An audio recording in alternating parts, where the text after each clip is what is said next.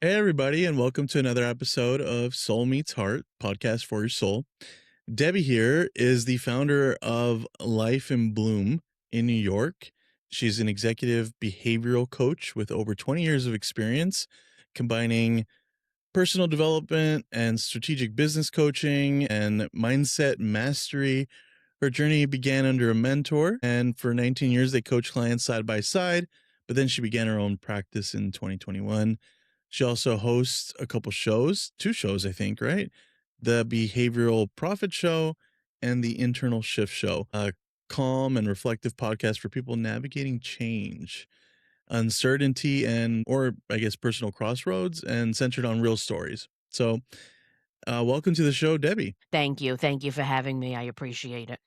Yeah, of course. Just want to say that, in this world, we have a lot of people who are looking for their own path. And just want to thank you for being a light in people's paths and helping them throughout their journey, which I think some journeys tend to be in the dark.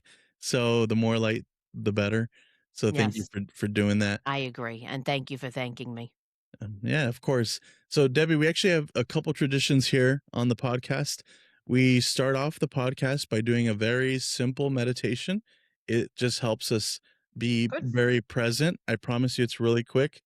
All you have Perfect to for me. do is Yep. breathe in. And when you're breathing in, just think about inhale love. So, all you're thinking about is love, love, love, love, love. And then when you exhale, you're going to exhale gratitude. Thank you, thank you, thank you, thank you, thank you. Okay, so just let's do it one time real quick, Mhm, and then we can mhm, start the show. So mhm. ready? 1, 2, and then gratitude, and then thank you for being present. The second tradition we have on the podcast is we actually have the previous guest leave a positive message for the next guest without knowing who it's gonna be. So the previous guest left us a message for you, and I'd like to read that to you. Sure. And if this doesn't land, hopefully it does land for somebody listening today. This message is for you as well. So they wanted you to know, Debbie, you're doing great. We're all very proud of you. And don't forget to be proud of yourself. And that's the message this week. That's great. That's fantastic. I love it. So later on, hopefully, you can leave us a great message for the next person as well. I will. Cool. Debbie, you named your company Life in Bloom. And there's something really like, I don't know, like lifelike or organic, I guess, to that name. Where did it come from? And what does blooming mean to you personally? Right, so this is actually a very interesting story. I don't think anybody's ever asked me this. The name of the company is Life in Bloom NY, and the NY is for New York because Mhm. that's where I used to live, but I don't live in New York anymore. I live in Florida now. Uh, So when my spiritual teacher died of cancer in 2021, mm, I went on my own, even though I was pretty much on my own, I was still working with her, but now I'm totally on my own. So I'm thinking about because originally I was doing life coaching, which it was basically like, coaching for anybody, but a lot of times it was people that were in change mode, they needed a new career and, different things. So I was thinking about what should I name the company, right? So in my bedroom one night, and I bought a lot of pictures and posters and stuff in some stores that went out of business in my area, and they were, like, very discounted, and one picture that I bought said "Life in Bloom," and it had a picture of a flower, and I had it right on the opposite side of my bedroom, right on in my bedroom, and I was like I just looked at the picture, and I was like, "Wow, I think that's a good name." Because when we change and when I do coaching with somebody, which is basically how I do it, their life has changed now, So, technically, another way that you could say that is that their life is in bloom because they have a completely different life than what they have now, and that's the way that I teach it. Every coach does it differently. I do it a completely different way, than what most coaches do, most coaches that I know of anyway. right. And when I have that thought, that's a positive thought, and that's a goal. I want my life to be more in bloom than it was. Gotcha. So I know you spent 19 years coaching alongside a mentor. You mentioned that mentor passed away from cancer. Before launching your own practice, What was that? It's okay. You're still on mute. I can't hear you. I'm sorry. Should I put her in the other room? I'll put her in the other room Yeah, because there's that's somebody next door. Hold on, let me put okay. her in No, the other room. no Pause worries. it. Yeah. Sorry about that. No, you're good. You're good. She never barks, it's just somebody moved in next door, and I thought they left, but I guess not. No, no So I worries. No locked worries. her in the other room. If she barks, you won't even hear her. So, All good. All good. but whatever, sorry about that. No worries. So I was asking, or the last question I was asking, you spent 19 years coaching alongside your mentor, and you mentioned to us they passed away in 2021. But before launching your own practice, was there a moment where you knew you were ready to launch off on your own? And was when you did, was it more exciting or was it more terrifying? Yeah, I was ready, like, years before.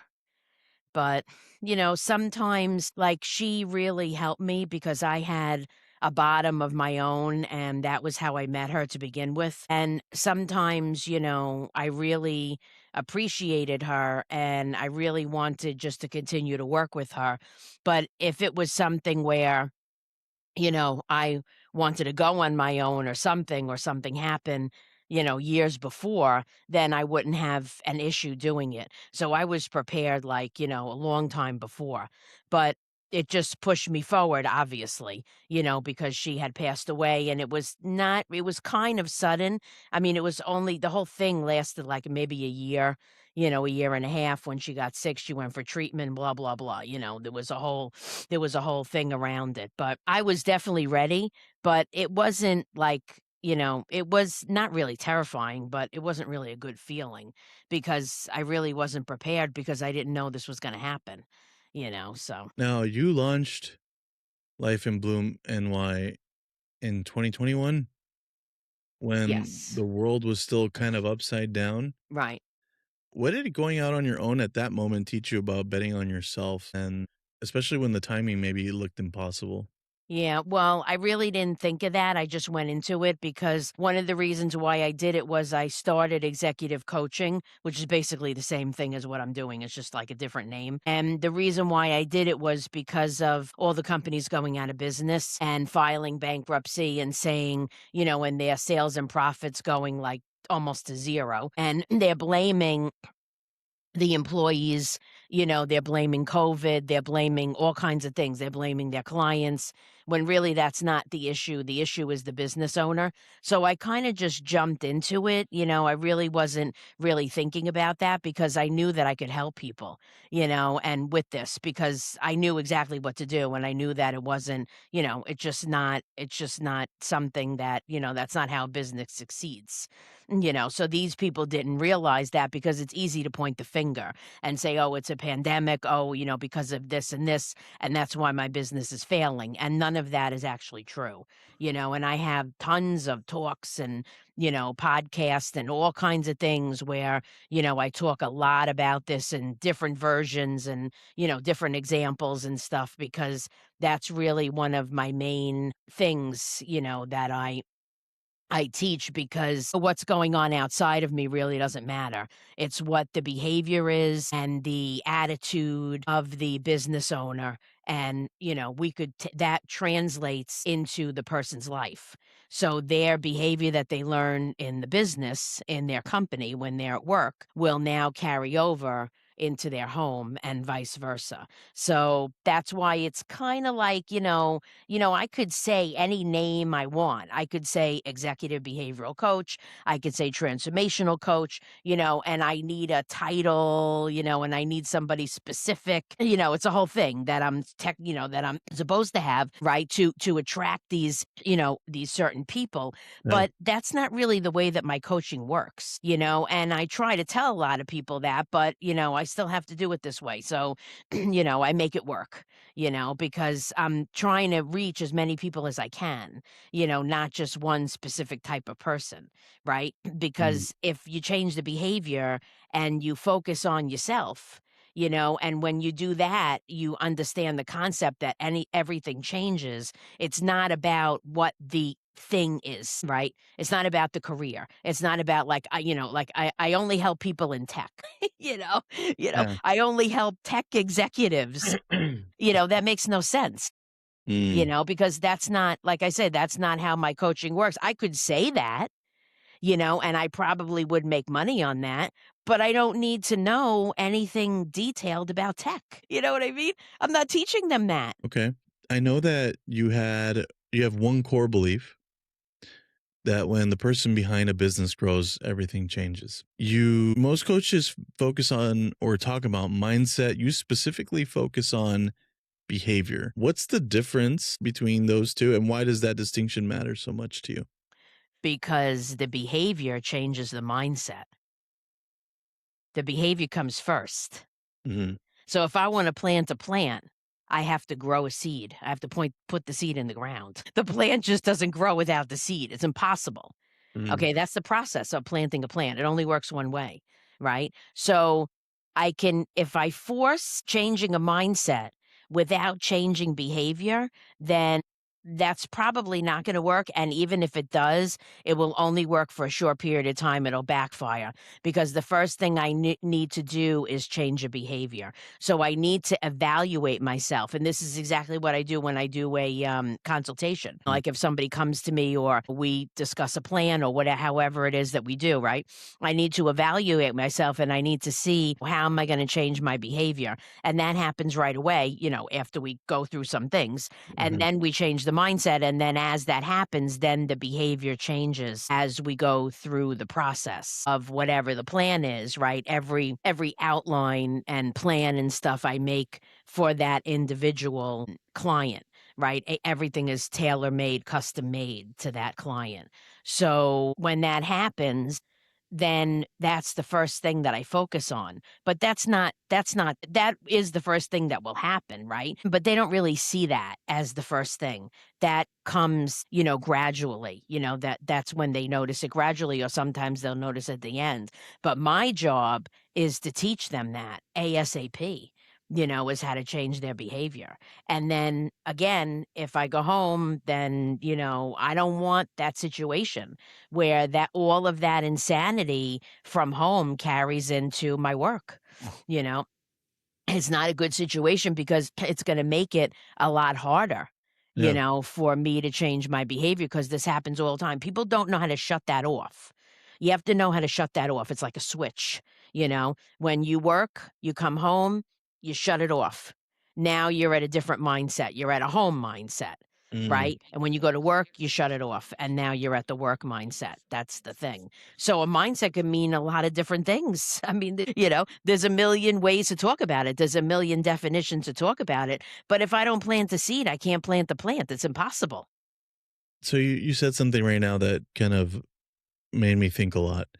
You mentioned that, mindset is something you can basically have a work mindset and have a home mindset and learn to separate. And I'm assuming this can work for having a parent mindset, having a partner relationship mindset. So, for those of us that work from home and don't have like a physical location, like my office is next to my room essentially. So like for those people who work from home, is it harder for someone to shut that mindset off versus someone who works at a physical location? It doesn't matter whether you work at home or a physical location, has nothing to do with it. The Mhm. outside forces do not matter. When the person works at home, do they work in the middle of their living room with kids screaming and yelling and the doorbell ringing and stuff? No.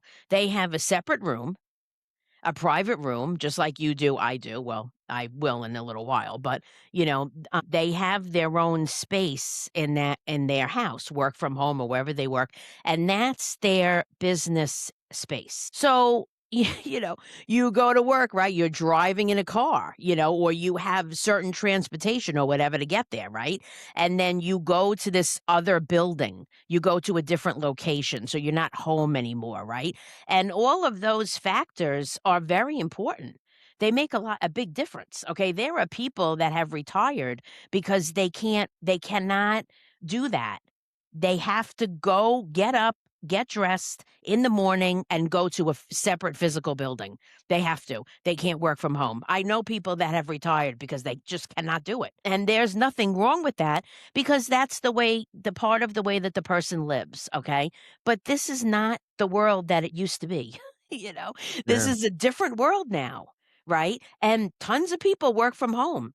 Okay. And from COVID was a big reason. But that's not only from COVID because some companies opened, some companies had physical locations and some didn't. But here's the thing, if you have a bunch of employees working in a company, you know how much it costs to pay rent for Mm. that building and the utilities?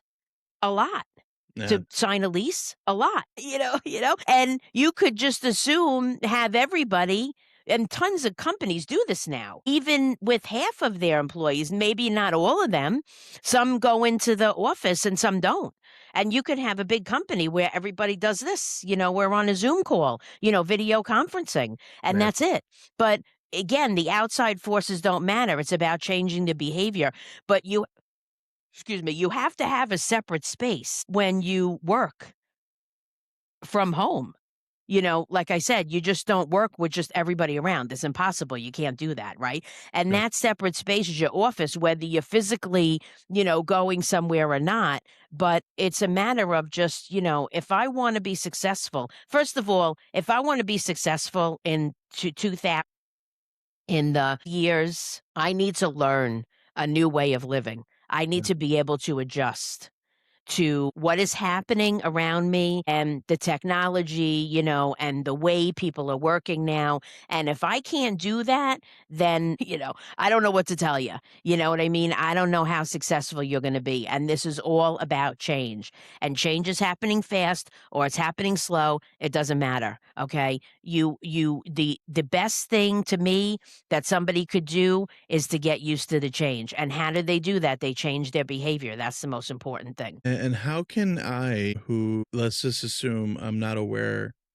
that I'm forgetting to change my mindset from, like, I'm on my work mindset, but I carry either the work stress or the work mindset. How do I how do I make myself aware, or how am I conscious of it when I'm then moving on to different things? Like, what's something I can notice that I can say, "Hey, maybe turn off that work mode or turn off that work mindset." Right. So this is a type of training that somebody needs to have this specific training in this in order to be able to do this. This is not something that we do, automatically, right? So we train our minds to do all different things, to change behavior and do, all different things that we do in our lives, right? And we don't know that because we just go and do what we do every single day, right? We don't realize that. But then we've made our behavior do be the way that it is, whether it's negative, positive, we deal with insanity, whatever. And then we realize that there's a big problem here, and in the meantime, we haven't done anything to change our behavior in the first place. So now it's all messed up. Right. And now we need to do something to fix it in order to be, in order to be like, normal, right? Or the, Mhm. be successful, right? Right. Whatever my goal is. All right. So let's just take an example of the military, right? They are specifically trained to do specific things. Okay. That's not something that you just develop. It's Sure. not. Okay. They train very specific. Okay. And that is a special training for that. And that's stuff that I do too. That's not beginner stuff.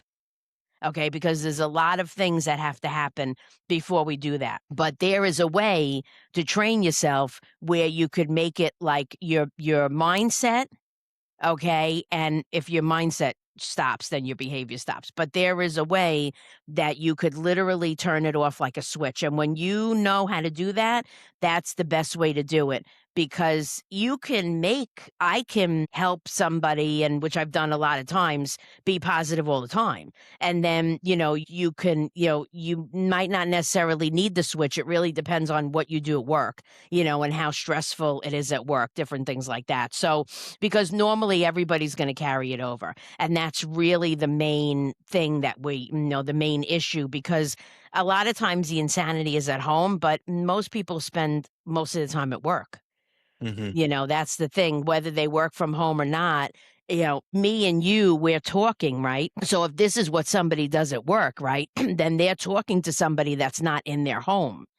Okay, so now they're creating a different mindset, because this is not, you know what I mean? You and I don't live together. They're not living with the person, right? So Right. this is a totally different. So now your behavior and your mindset is totally different than with somebody that you're living with. So now I'm on a video conferencing call with somebody at work, or I'm at work, and then I develop this mindset or whatever. We're talking about this and that, whatever. And then I hang up, and now that I have that same mindset, and now I carry that over to my children, and that we don't want. That's the thing. So this is kind of like, a little bit advanced, Mhm. right? Because there's several things that have to happen, before I can actually create that switch. And that's really the best way to do it. Listen, all these big companies, okay, these big tech companies, the worldwide companies, the biggest companies in the world, they all do this. Everything that I've just said in this podcast since the beginning for the past 24 minutes, they all do this. They all do it, Mhm. okay? So if they do it, why are they do it? Why are they successful? Because this is what they do, okay? They have coaches, they do all this stuff. So Mm. if they're successful and they do that, do I wanna follow the person who's successful, or do I wanna follow the person who carries their behavior over and is always negative and is not successful? Which one do I wanna follow? The choice is mine. You know what I mean? The choice is not any it's, that's my own individual choice. Yeah. Okay. So, that's really going to depend on me. I know what to follow, and that's why I'm a coach, and that's why I developed this, because I want to help people, because I want people to experience what I experience, become the person that, I know that everybody can be, but of course I can't change the world, maybe one person at a time, but it's not going to be every single person, unfortunately. Well, I forget, I think it was Spider-Man. It was like save one person and you save many, because of the ripple effect that causes. I know that you've worked with a wide range of clients, including healthcare professionals, maybe attorneys, small business owners. But is there a type of person you find yourself most called to help, even if they're not your most obvious client on paper? Right. So here's the thing. Okay. I've been asked this question a lot of times. It's a common question. It makes sense. But the idea I'll just use this one example, change the behavior creates the different mindset, because Mhm. this is what we've been talking about, right? That idea, that concept is most familiar with people in healthcare, nurses, psychologists, doctors, chiropractors, different things like that, right? And even if it's a medical field, they still learn about this in school. Okay. And they don't learn a lot of it, but they're familiar with these concepts and Mm. they know they work. Why? Because they're practicing them. Okay. And they're successful, right? That's how they know their work. So you got half the battle right there, rather than somebody who's not in the field at all and doesn't know anything about it. And it's going to take a lot Mm. for them to really believe it. But the people in any type of healthcare has already been through a lot of this knowledge and a lot of this practice. So technically they're the easiest people, but anybody can work this. Anybody can help. Anybody can help themselves with this. I make it very, very, very simple. It's not complicated. It might sound a little complicated, but it's really not, and the end result is something that just happens. It's not something that you have to really try. You have to put in the footwork, in order to get to the point, where you're at, but you don't really have to really It's not like it's rocket science, where you get a final exam and, you have to be like really smart. That's not what this is. It's a simple thing. Now, you've mentioned before, or I read somewhere that you've said that toxic work environments often start at the top, not the economy. That's a confronting thing almost to tell a business owner, but how do you deliver that truth without losing them? Yeah, so I don't say that, I don't, because I'd have no clients if I did. Ah, okay. So I say, Here's your plan, let's do the thing, and as we go along, I probably do. But in the beginning, let's have the consultation, here's your plan, here's your outline, different things like that. And this is how you're going to solve this problem. You have a problem, you have an issue, your company's filing bankruptcy, your employees are quitting, they're making all kinds of excuses, right? And I know that the problem is the business owner 100%, but I don't say that on the first call or on the second call or even on the fifth call. And, I don't say that. I just say, here's your plan, right? And this is what we're going to do to get there, okay? And if you are willing to do that, we can do 1 or 2 steps or whatever, or do the whole thing, whatever's comfortable with you. Then they tell me what they wanna do, right? And then I say, "Okay, let's do this, this, and this," and I give them exercises, different things, not telling them that it's them. And when they do 5 of those things, that I sessions or whatever, or things that we talk about, right? As soon as we do a few of them, they're gonna recognize right away that it's them. That's how I do it. So I don't Mm. say anything. So you I let don't say them anything. And then when we go through it, right, and then as we go through it, a lot of times, you know what they say? "I really see that the problem is me." They just come out and say it. When I don't, because I do it right, because I do it in such a way that it makes them realize without me saying it. Because if I said it, like I said, there would be one call, you would never see them again. They would run the opposite way because this is what they're doing. They're pointing the finger. Okay. So they're not going to turn around and say, "Oh, I'm pointing the finger, but I see the problem is me." That's not happening. That's not how it works. yeah. And it's what trying to get them to do. We're trying to get them to stop pointing the finger, because if they realized the problem was them, they wouldn't need me. They wouldn't be calling me. So thank you for that. I also wanted to thank you for being open to that breathing exercise we had earlier, that little meditation. You've actually talked about breathing and energy awareness as tools that can reset stress in a workplace. A lot of executives maybe would roll their eyes at that. So, how do you bring maybe a skeptic into that practice? Yeah, so that's one of the things that I teach, and that's part of a plan. That's why I was laughing to myself when when you wanted to do that, because I do this stuff all the time, and I just say, just like you did, I don't prepare them. That stuff I tell them, the stuff I don't tell them, you know, and I just say like you did, like I didn't know you were going to do that at the beginning, and I just say, okay, let's just take a breath, and we'll breathe in and out, and you know I just give the direction the same exact way that you did it, right? And then they're like, "Okay." They might not like it. I don't really care whether they like it or not, tell you the truth, but they'll do it, right? But, this is after like 4 or 5 times, because I want them to trust me to really see, that that's really something that's gonna be good for them. And then I do it a few times with them, and then I say, "Okay, maybe you wanna try this in the morning, just breathe. It's a 2 minutes or a minute or 30 seconds, even less than that, whatever, 10 seconds, whatever you want to do it for. Breathe a few times, and see if after you do that, how do you feel? Do Mm, you feel better than you did? Breathing will just change your whole life, just breathing. Just yeah. a breathing exercise, not saying anything. Deep breathing. I've done meditations with deep breathing for 45 minutes. This is what my spiritual teacher used to do. This is Yeah. what she taught me originally, but I don't go around, saying, "Oh, the first thing we're gonna do is meditate and do breathe." No, I don't do that. No, Gotcha. because again, I wouldn't have any clients if I did that, because people in the world, right, in the executive world and things and big companies and stuff, they don't do this. Yeah. They just run rampant, crazy all the time, and their brain controls them, and they live in fear and denial and ego and stuff. And, this is why we live in the world that we live in. You know what I mean? This is the result, and people don't even realize that, and everybody gets in their own way, and what happens then? You have all these problems with the companies, and all they do is point the finger, and this is what we've been talking about this whole entire podcast so far. And I could talk about this for a very long time, right? I could talk about it for hours and hours, because I think it's one of the big problems that companies have. And they go out of business, they change, they merge, all kinds of stuff happens, all because the business cannot support themselves. They can't stay afloat. Yeah. And there's 100 different reasons why. It's not things just the the money and the profit and stuff just don't come. Yeah. We have to do something. The company has to function, right? How does that company function? How do they live every day?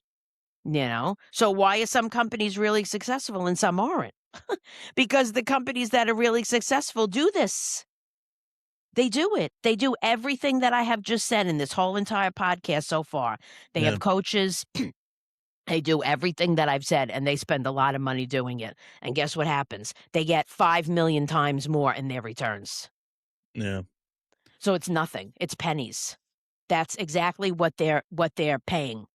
They're paying these coaches literally. Actually, they're paying them nothing because it's a write-off. But that's another story for another day. So I know that you help people reconnect with their purpose, but what about you? Was there maybe a season in your own life where you maybe lost the thread? And what did that look like and what pulled you back? That was in the beginning when I had my depression and I had a bottom and I was just at a very low point in my life. And that's really all that I can say. And that was how I met my spiritual teacher, and she helped me. And then after a few years of working with her, she said, "You have this gift too, that you could go and help people also, just like I do." And I was like, "Really?" I didn't even know what she was saying. I didn't even know I had no idea. And I was working with her for like a few years, and it was really true. And then after a few years after that, you know, I realized that I could actually do that.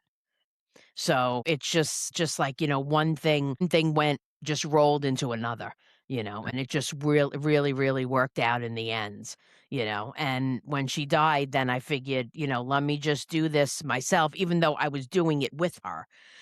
So I already knew that I could do it. We were working together because she was kind of like training me, kind of, but I just knew what to do. I can't explain it, Mm. right? It just fell into place perfectly. So I see people or I meet people who are on spiritual journeys, and that can mean many different things depending on the person you ask. So when you had a spiritual teacher, was this more on like the theological spirituality side? Was this more on the healing, like the sound bowl healing, the tarot guidance, the mediumship, the Reiki practitioner? Like, what type of spiritual guide was this for you? What you're talking about, one word is metaphysical. Mm, That's the word, and it's all of the above. got it. So the only thing that she didn't use was science. She used everything else. So she was like an entrepreneur. She had a few businesses. She had a center, where she taught all these different things, Reiki, meditation, all these different things. She taught art classes. I mean, there was so much that she did, and we did one-on-one, was similar to like a therapy session, but we don't do like psychology type thing, right? Sure. And then we did lectures in Borders and books. I don't want to name names, but in bookstores. Sure. And we did just a lot of things. We did lectures in chiropractors offices. I mean, we just did so much stuff. And these things she taught to everybody, right? Because she was just like a very open, flirty, like airy kind of person, right? I'm not really like that. I'm more like, let's do it, let's get it done, let's get down to business because I know what I'm doing, Yeah. and I know you can change. And, the faster you do it, the better it's going to be for you. That's really the type of person that I am. But this stuff I incorporate. I don't do it the way that she did it, but I Mm, incorporate it, all of these things, every single thing you just mentioned. I incorporate that into the sessions most of the time. I don't incorporate every single thing, yeah. with each client, but there's a lot of things that I do. And why? Because when we learn all this stuff, we get to our goal a lot quicker Yeah. because it'll help us to get rid of the negativity faster, and our mindset is going to change faster because it's just a better way. It's a more efficient way of getting rid of all of this junk, and stuff that we have that's holding us back from ultimately changing our lives, making our lives better, stopping the insanity at home, increasing sales and profits at work, if it's a business owner that I'm helping, right? And this is the ultimate goal, to get the person out of their suffering, that they're doing, that whatever it is that they're suffering with, Right. every single day, providing that they want to. That's the person's individual choice. That's not my choice. So this metaphysical world, do you find it's become more accepted now versus probably the time when you first started as what I would consider pioneering this type of work? Yes, because people are getting sick and tired of the Western medicine, and this is just my experience and the way that I approach it. Okay, anybody wants to. I'm not telling somebody to do something or not. Okay, this is just stuff that I have learned and I have taught. Yeah, Okay, people have come to me and told me this. I don't tell people this. Okay, they're getting sick and tired of the way that the world is functioning and the fact that we are the only country that puts money before people's lives, yes. okay? That's all we care about, okay? So this is not helping people. But the metaphysical world, all of these things that we're talking about here, that helps people. That's not run off of money. Okay? You can't make a lot of money off that. Okay, that's why people don't use that. That's part of their business, or something like that, right? Sure. Like, somebody in the health field or whatever, in the medical field, the metaphysical field or whatever. Okay, that's part of their business, but that's not something that you're going to make a lot of money off of. Okay, so whatever is popular now, like I'm just tech. I don't want to keep, using the example of tech, but I'm just saying, this stuff that doesn't have anything to do with that, right? That's popular now, and that's what makes money. But if we change and we focus on these things, all the metaphysical things, then what's going to happen after that? Then we're going to make money in, whatever career we're in. And there's tons of countries that do this. Yeah, Tons. This is nothing new. You know what I yeah, mean? These practices have been around since literally the beginning of time. They're right. extremely old. This is nothing new. Yeah, I We mean, just don't do it.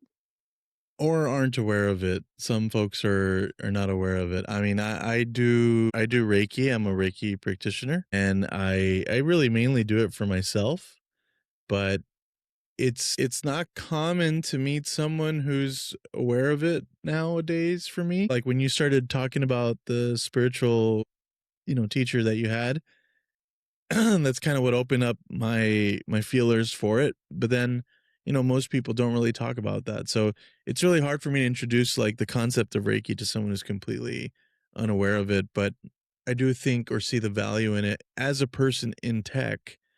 I love to, be able to introduce it to people, and introduce them to who I go to recharge or recalibrate, and they definitely understand or feel the feeling at least once they get introduced to that.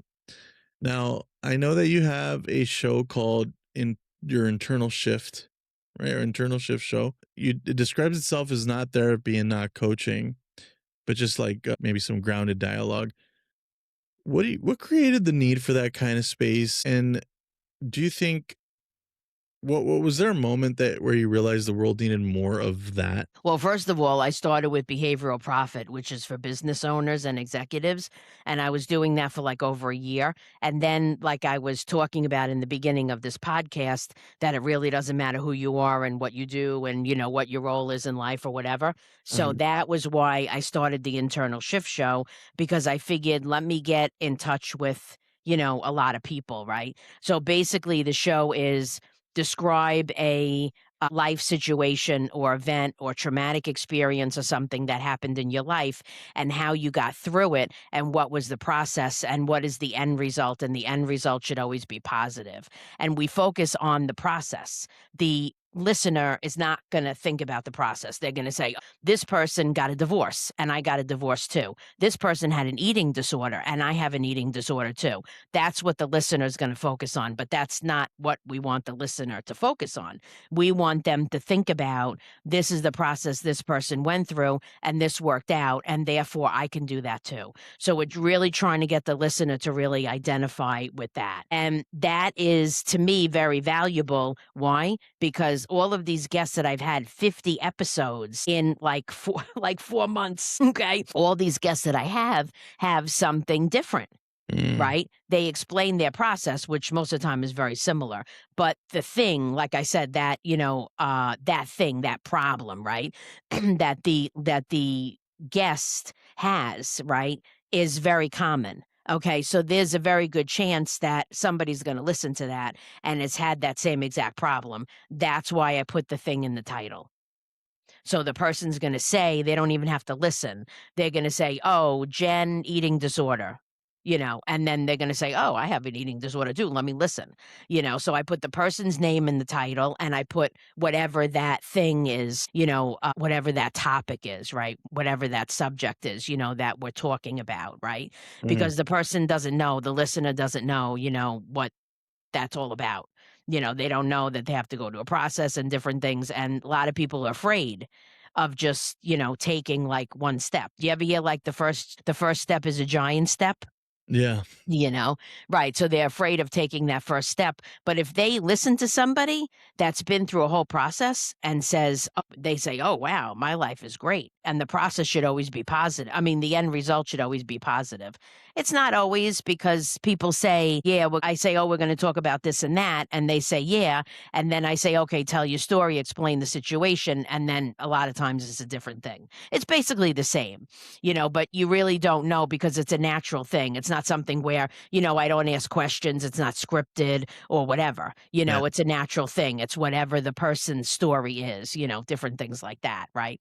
So, but it's okay. It's just the way that it is. It's not something, where you're going totally off topic. That's why I talk to them a little bit before, like 3 minutes or 5 minutes before the podcast, and then we go over, everything we're going to say. And I say the intro and stuff, just to make sure that they, totally understand that it's fresh in their mind.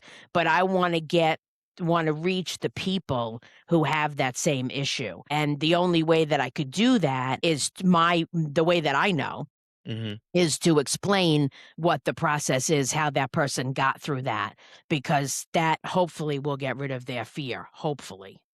Yeah. That's great, and thank you for creating a space for that. Your work lives at the intersection of behavior change and human potential.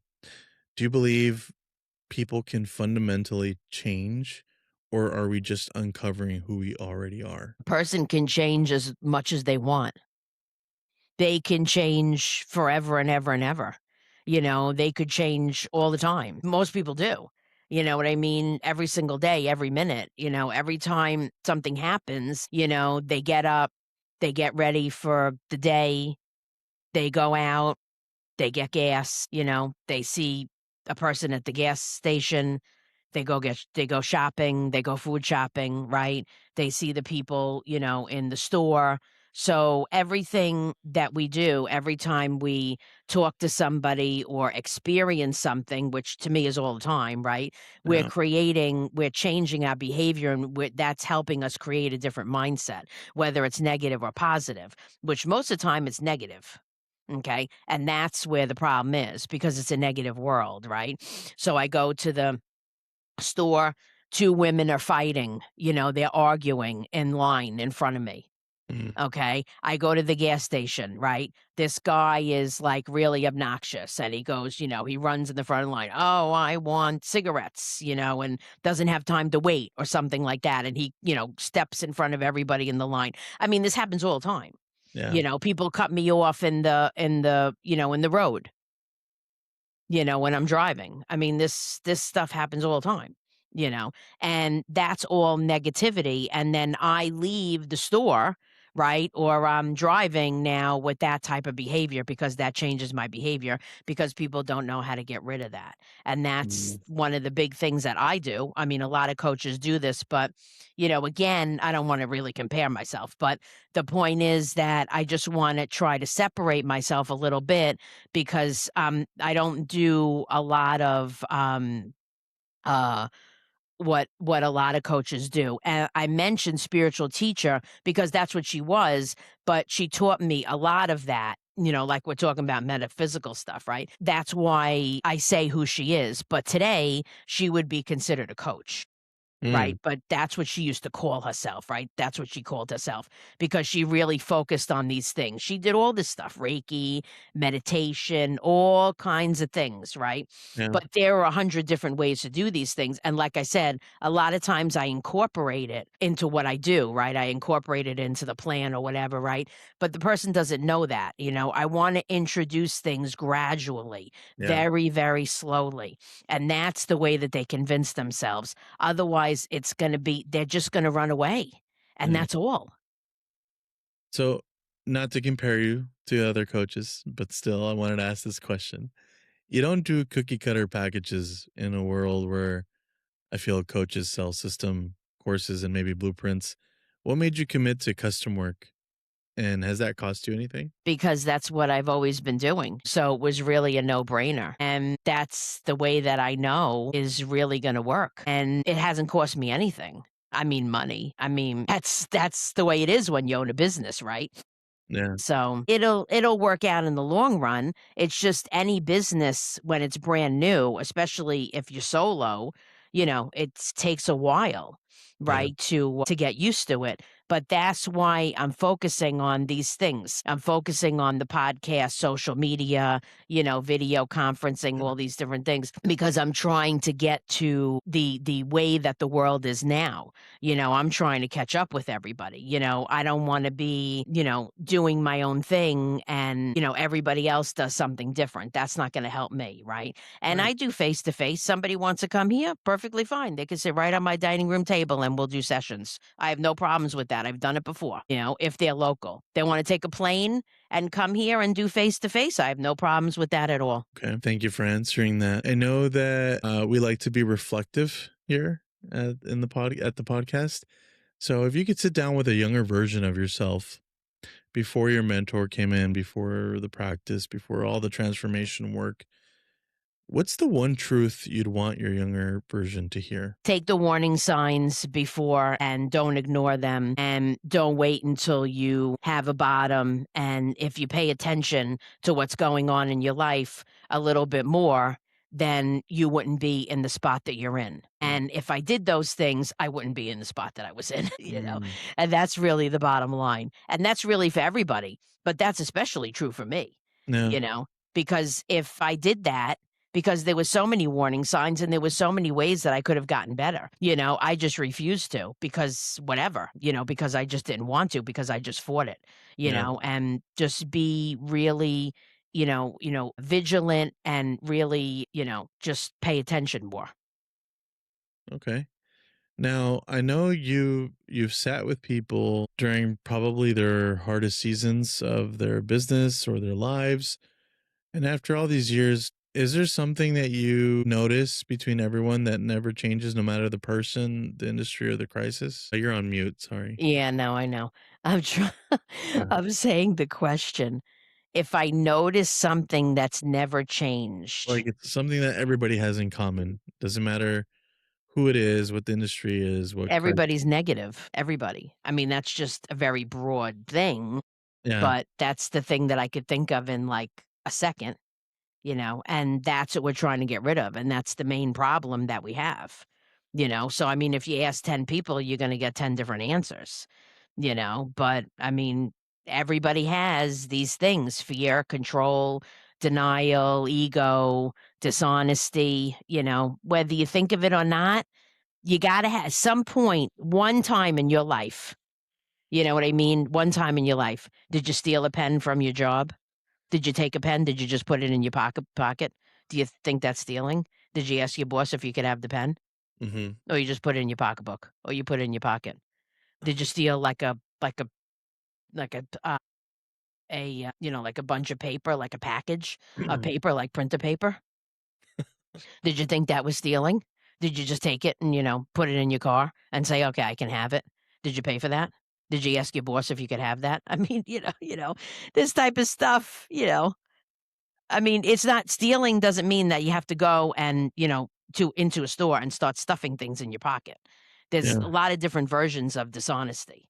I'm just using this as an example because Sure. this is extremely common, Mm. you know? So you take a pen once a week from your job. Oh, by the end of the year, how many pens you gonna have? You're gonna have 52 pens. Did you pay for those pens? Is the boss gonna say, "No, you can't take the pen"? Probably not. You know what I mean? He's probably gonna be like, "I don't really care. I got like 300,000,000 of them." Yeah. But did you ask? Think about it. Think about it. I'm just using this as I mean, there's tons of examples of this. I'm just using this as an example because it's stuff that people don't think about. No, yeah, of course. Wow. Thank you for that It's thought. a ream of paper. That's what I was thinking of, a ream of computer paper. I couldn't think Yes. of the name of it. I had to correct myself. Yeah, I just you had me thinking back at all the times I maybe took a pen or 2, from the hotel I used to work at, or when I worked in the airlines where people would ask me to borrow my pen because I was a flight attendant, and then they never give it back. So, yeah, Yeah, just is that honest? Is that honesty or dishonesty? Did they ask you if they could have the pen?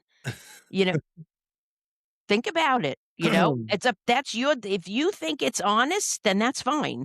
If you don't, what is your description? What is your definition of it? That's completely up to you. If you don't think you're being dishonest, then you're not.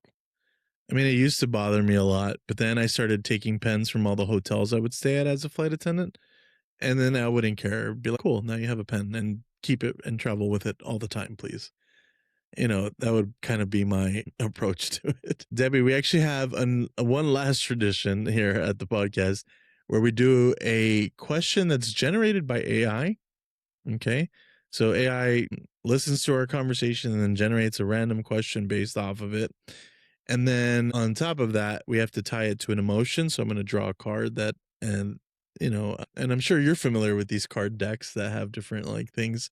This one specifically is on emotions. So I'm going to draw the emotion that we're going to tie it to. The emotion is resilience, or the feeling is resilience, and your random question. And here we go.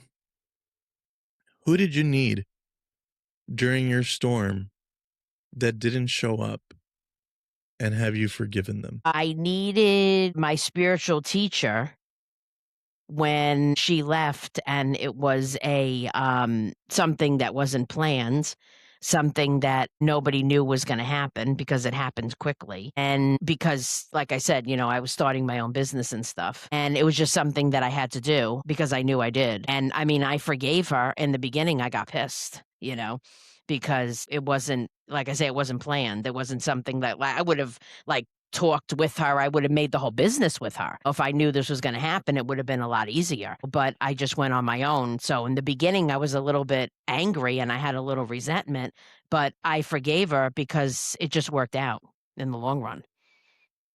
Yeah, I think a lot of times we're not aware of what's going to happen, or that uncertainty makes it so that we're afraid of taking that big first step, right? I think even myself, I started my podcast in 2016 before it was cool to have a podcast. And a lot of the times it was just like getting out of my own way and being concerned about things that you're not even sure are going to happen or not. And I remember my mentor, when I was talking to them, I was saying, "Hey, what if this doesn't go well? If I get no listeners? What if I don't have anybody?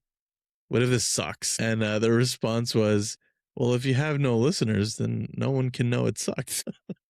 So you just gotta put in the work and see if you can make things happen for yourself. And I think the word I'm looking for is having faith, and just being able to build something and know that you are the center of your work and that you are what drives it. And if you have the right behaviors and the right mindset, then you can do it. It's 100% true. I agree with everything you said, and that's true. If you don't have listeners, then nobody's gonna know, right? Because nobody's gonna listen to you, right? If Yeah. I'm how do I know if I'm not doing good, if I have no clients, then how do I know if I'm doing good or not?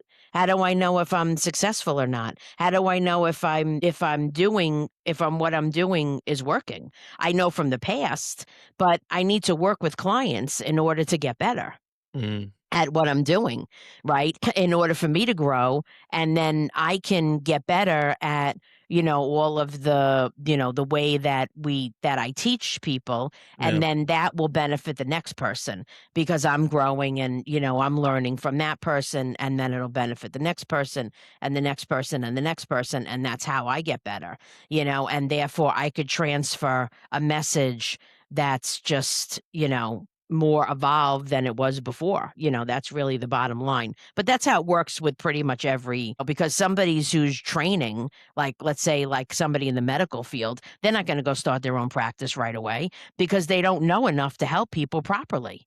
Right. So they have to spend 5 years, working with another doctor. So they learn how to help people because they'll never be successful that way. And that's the way it is. But this type of business, it's not, you don't need like degrees and, I mean, there are coaches that do that. There are coaching schools and stuff, but you don't really need that's not really important. I learned, a specific way, and the way that I learned I know works.